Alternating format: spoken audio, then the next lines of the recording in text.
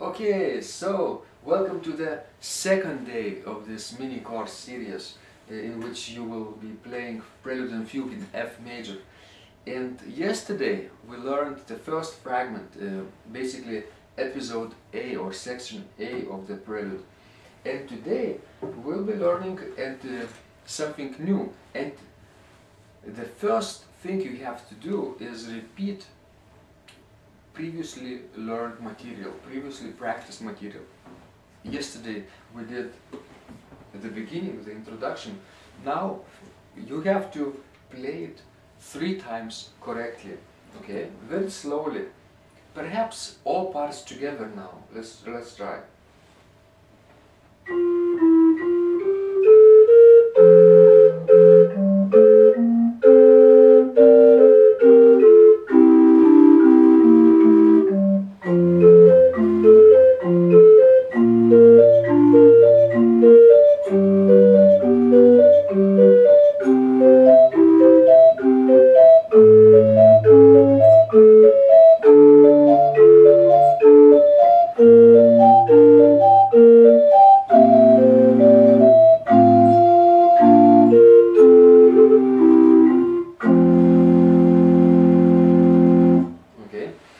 If you made a mistake somewhere in the middle, just go back and repeat it a few times correctly, okay? But you don't need to play both lines without interruption now. If you can play like 4 measures at a time, that's fine for now. And just repeat this section 3 times correctly, and you're ready to take the next step. Learn fragment number 2, okay? And it starts only with the hand part, okay, like that. Like that, on the 3rd line. So the first thing we do is to play 10 times correctly the right hand part.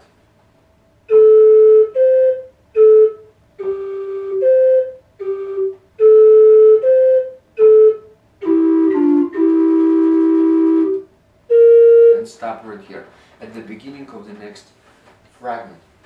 Do this 10 times and then left hand part.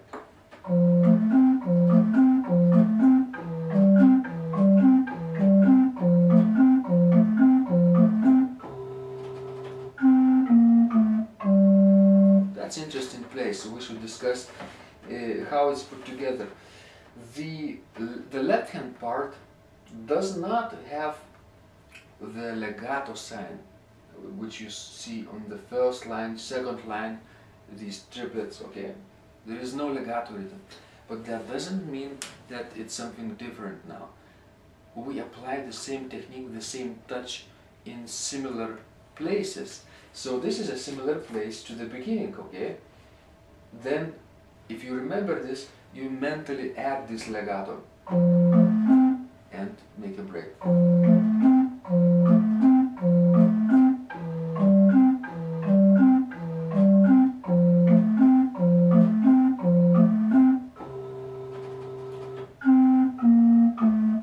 But here there is no legato. Sort of articulated legato. Connected, smooth, but not legato. Okay, it's called a cantabile style of playing, a singing style. Bach actually called it. So you should be singing while playing mentally, at least mentally. Some people actually say that it's very wonderful practice to sing each line, and if you play the right hand part, you should sing the left hand part. Okay, and vice versa, sort of. It also develops your perfect pitch and air training. Okay, so let's do this 10 times, and then let's do both hands together.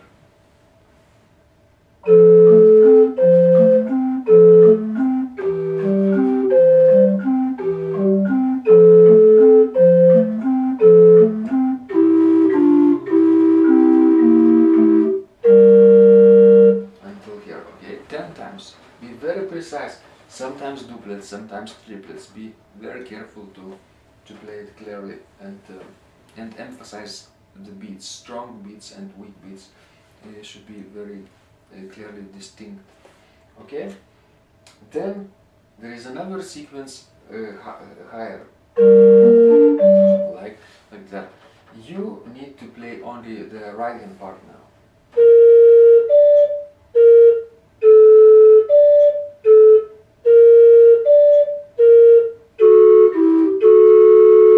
These double thirds are tricky sometimes, but do not play them legato. And depress both keys together at the same time, exactly. Not like... That's not correct, but be precise. Like that, okay? 10 times, and then 10 times the left hand part. Let's try it.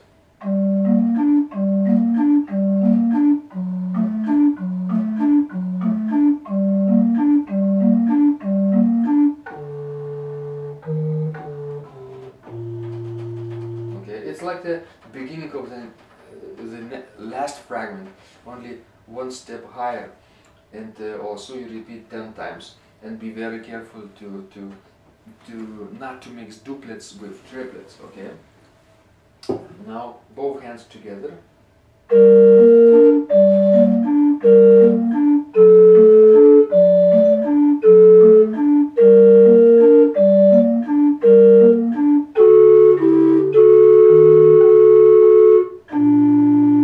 Okay, 10 times, and then we're ready to do the next fragment with the right hand only.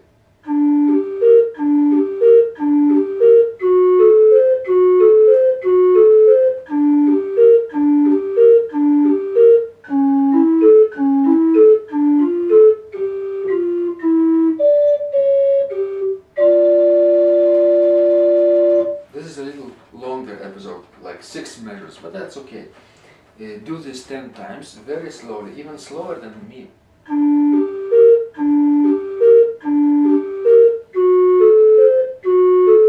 Like that, okay? Okay, then the left hand part, also legato 3 notes, then a break, legato 3 notes, then a break.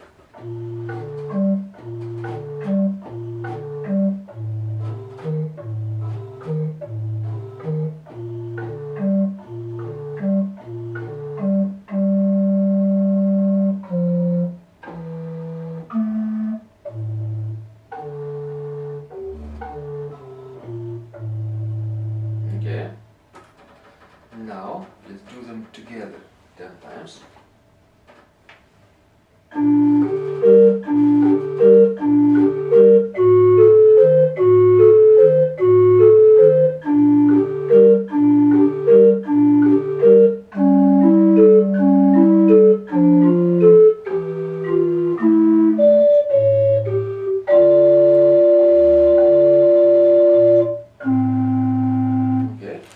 Let's talk about the articulation here. At the beginning of the last line, you noticed I played 2 notes legato. Sometimes it's okay to play 2 notes on the downbeat legato, because that makes the downbeat a little bit longer and stronger. But in some acoustics, in some larger spaces, like in churches, you definitely need to play articulated legato. Even on my organ, in this small room,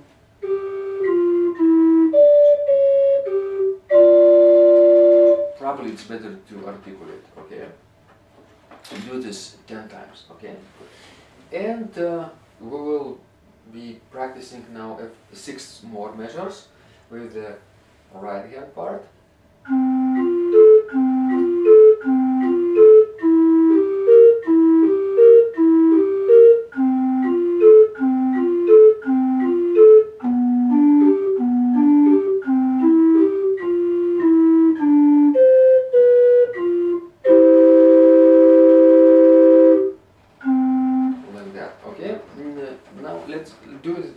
times, and be very careful not to play with the incorrect fingering. Let's take a look at the fingering. I suggest you put second finger on the note E, because the position of this chord, it's a second inversion tonic chord in the right hand part.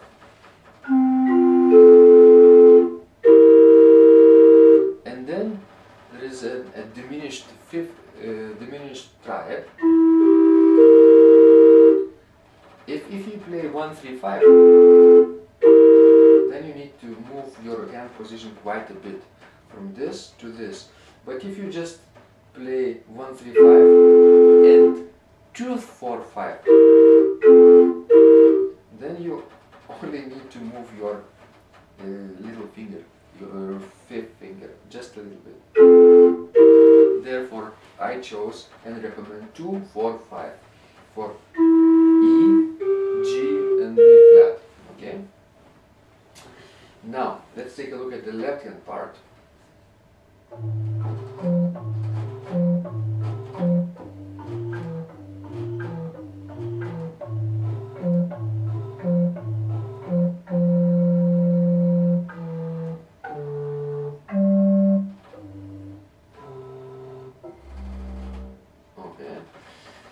That's not complicated, so do this 10 times and I think you will be just fine. Okay, then both hands together.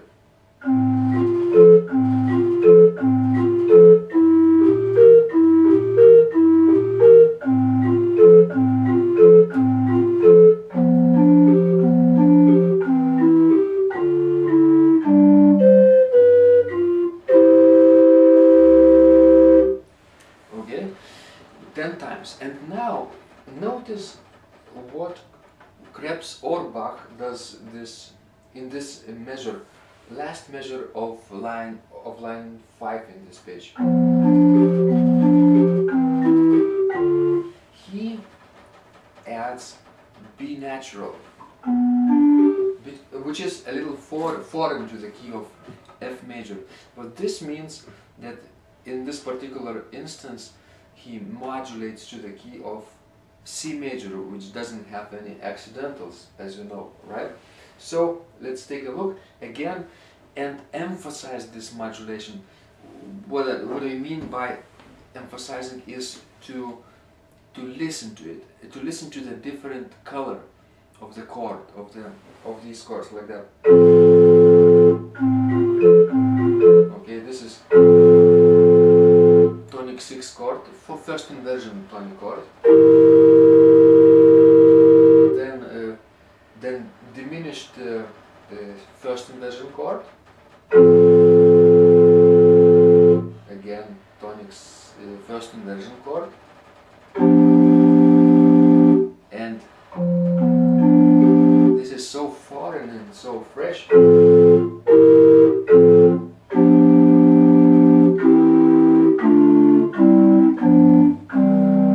That's the cadence in 4 parts.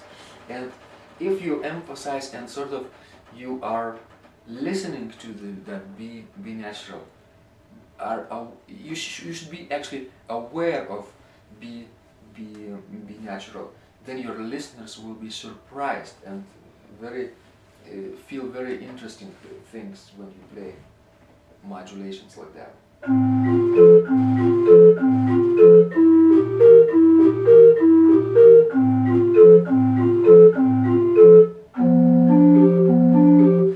You should sort of be surprised and take a little break, like play this chord a little bit low, go in a little sort of late on this chord. Yes, that's the word, late. Let's play this again.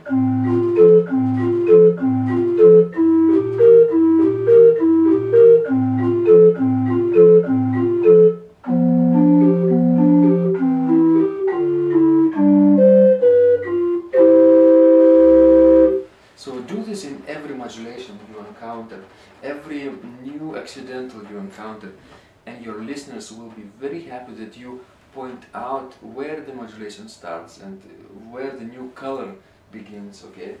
And you will also feel the structure much better of this piece, the chord structure and tonal structure, tonal plan also. Okay, so that's it for today. Remember to repeat each combination 10 times, and I'll see you tomorrow in the next video.